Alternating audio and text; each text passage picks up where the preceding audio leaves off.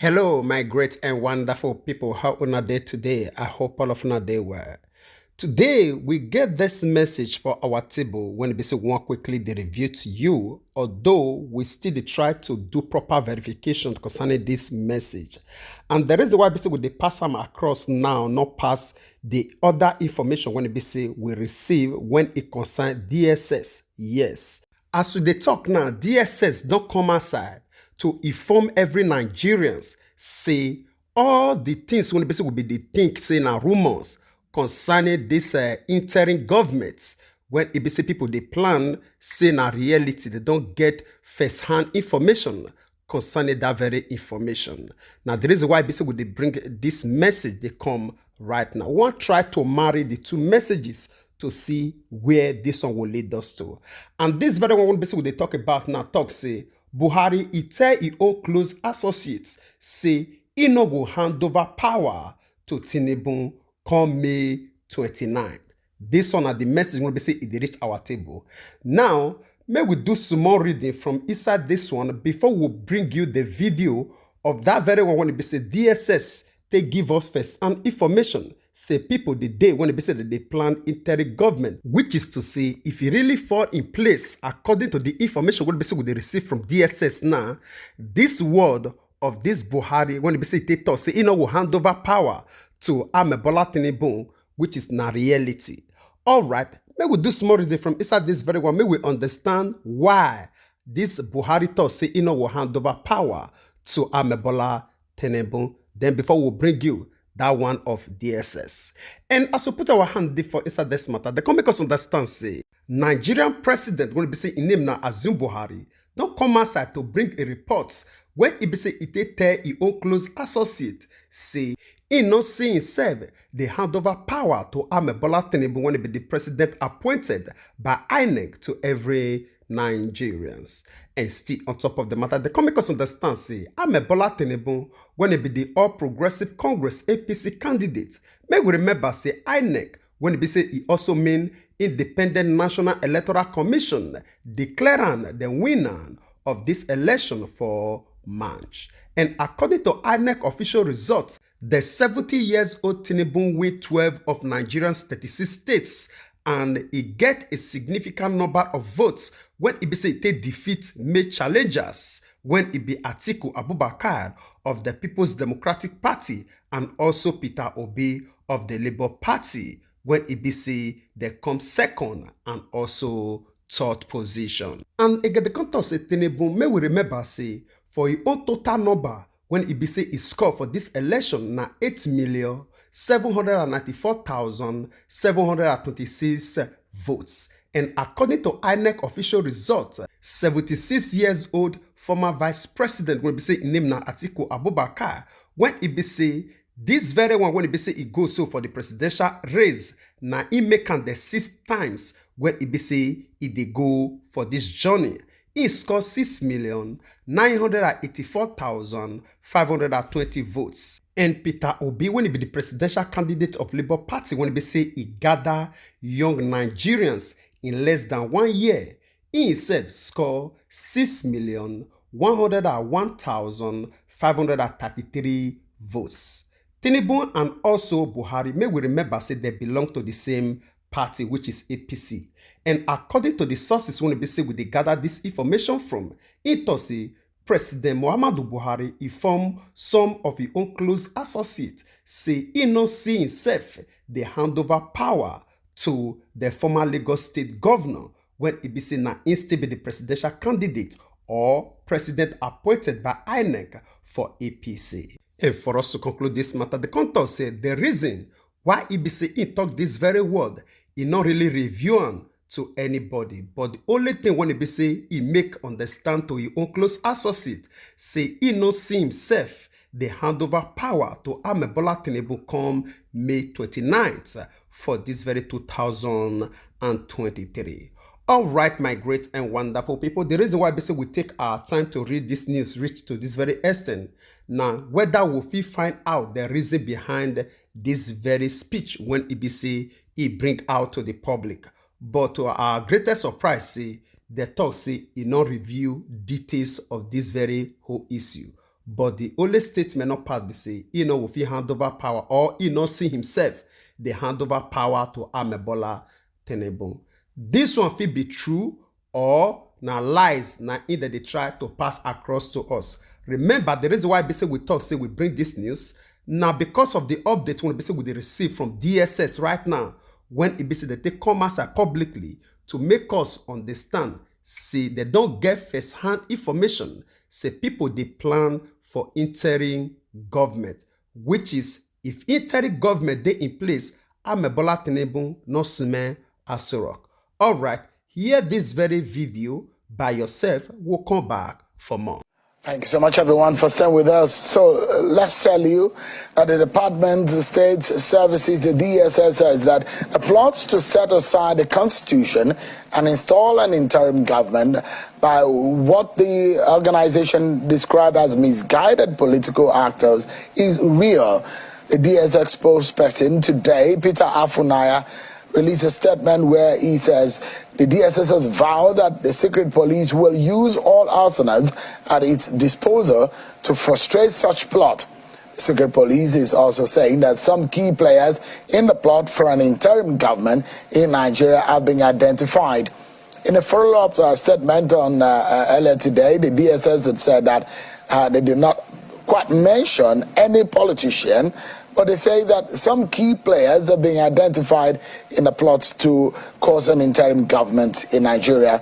The DSS is also saying that the plot being pursued by these entrenched interests is not only an aberration but a mischievous way to set aside the Constitution and undermine civil rule in Nigeria, warning that such will plunge the country into an avoidable crisis. In a statement by the DSS, they say, quote, the planners in their many meetings have weighed various options, which include, among others, to sponsor endless violent mass protests in major cities to warrant a declaration of state of emergency. Another is to obtain frivolous court injunctions to forestall the inauguration of new executive administrations and legislative houses at the federal and state levels. This particular matter raised by the DSS gets us talking tonight is a major issue that should concern everyone. What are the intentions of these people who are having these clandestine meetings to achieve an interim government? What does this mean? What are the possible implications of these, and what is the state doing to be able to ensure that there is peace in the land? I'll be getting some insights into that matter and get some expert opinions on this matter. But let's get some insight now. I'm being joined by security expert, in fact, a scholar in violent extremism. Is also a senior fellow with the Tony Blair Foundation. He joins us live from London, Mr. Bulama Bukati. Thank you so much, Mr. Bukati, for joining us tonight. Give us a sense of what this means. Does this raise any kind of worry or tension in the land? Thank you very much, Sean. This is a very, very serious matter.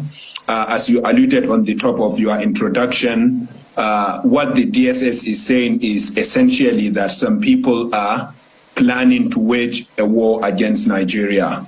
This move is undemocratic, it is illegal, it is unconstitutional. Section 1 of our constitution is very clear that no, Nigeria cannot be ruled, neither any part of Nigeria can be ruled other than through constitutional means. And the only means recognized by the constitution is for people to win elections and to be duly inaugurated by the authorities stipulated by law. And therefore, it is unconstitutional. It is also criminal, because what these individuals are planning is potentially what is called treason under our criminal laws, and it is punishable by death. It carries the death penalty, which shows that it is one of the most heinous crimes in Nigeria. Now, of course, the fact that this statement is coming from the DSS gives me hope, but also gives me concern. The concern is that the fact that the statement is coming from the DSS means that this is a very, very serious matter. It is a damn serious matter because we know that the DSS has never been reckless with statements like this. They are always serious, they are professional in what they are doing, and now that they are coming out with this statement, it shows that they do have hard evidence that some individuals are unfortunately planning to do something untoward, which will throw our country into chaos.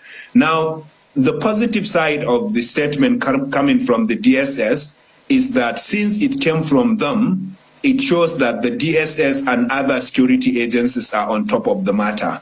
And we know that the DSS has always been very good in gathering information and sharing it with authorities. And therefore, what we will call on security and law enforcement agents is to take this intel very seriously and to take all steps within the bounds of the law to rattle this illegal, unconstitutional, anti-Nigerian attempt.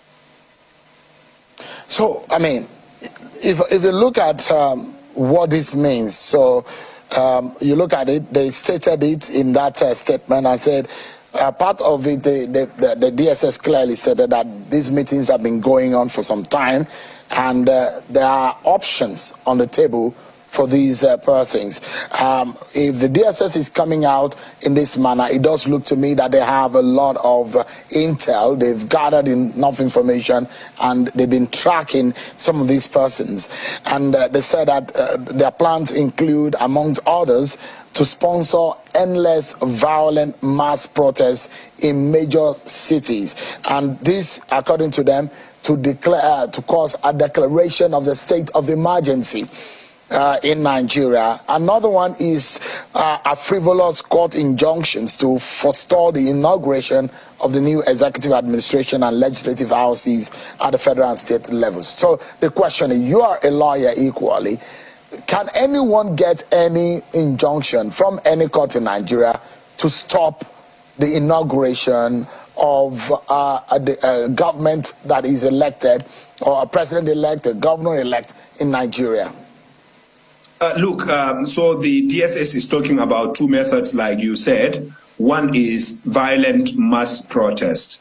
Let's be clear that protest, which is peaceful, sensible, and orderly, is constitutional, and every Nigerian has a right to stage that kind of protest, including on Inauguration Day.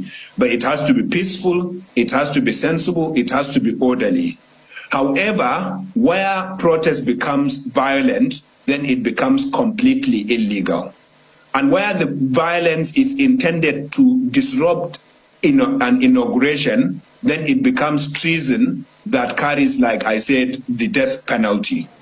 Now, regarding courts, the law is very clear. The Electoral Act is very clear that no court can give an injunction to stop an inauguration. But unfortunately, Shaun, we have seen judges and courts in Nigeria using indiscriminately their power to issue ex parte orders. One example recently was the order that was granted to the two main opposition parties to inspect INEC's materials. That is ordinarily legal. But because the court gave this injunction ex parte, that is, it had only one party for those of us who may not be lawyers, without hearing from INEC and other stakeholders, it ended up giving an order that stopped INEC from clearing the rivers so that governorship elections could take place. And what happened at the end of it? INEC had to go and apply before the court and explain to the court why the injunction it gave is going to stop our elections. Only then did the court vacate that order and allowed INEC to clear the beavers and reconfigure it for the state elections. Now, even at that, INEC had to postpone the election by 1 week. That is one danger of ex parte application. Shaun, another example is the June 12th. During the June 12th, court orders, ex parte court orders contributed tremendously in aborting the June 12th. because there were two conflicting court orders. One court gave an order for the counting of the ballots during June 12 to be stopped. That's in the 1992 elections. And another court gave an order that the counting should continue. And at the end of it, the election was annulled by the military administration. That's another case of ex parte injunction playing a role in rattling our country's democracy. And therefore, what I would urge judicial officers to do is to exercise their powers to order or issue ex parte orders judiciously and sensibly. Let them have the interests of our country in mind as they issue ex parte orders. Anything that will stop inauguration or that will disrupt or destroy our democracy must be resisted. I've since been joined by the national chairman of the Inter-Party Advisory Council, Alhaji Yabaji Sani. Thank you so much indeed for joining us tonight. Thank you, Shehu. So you've seen the part of that statement, which I'd like our viewers to take a look at again.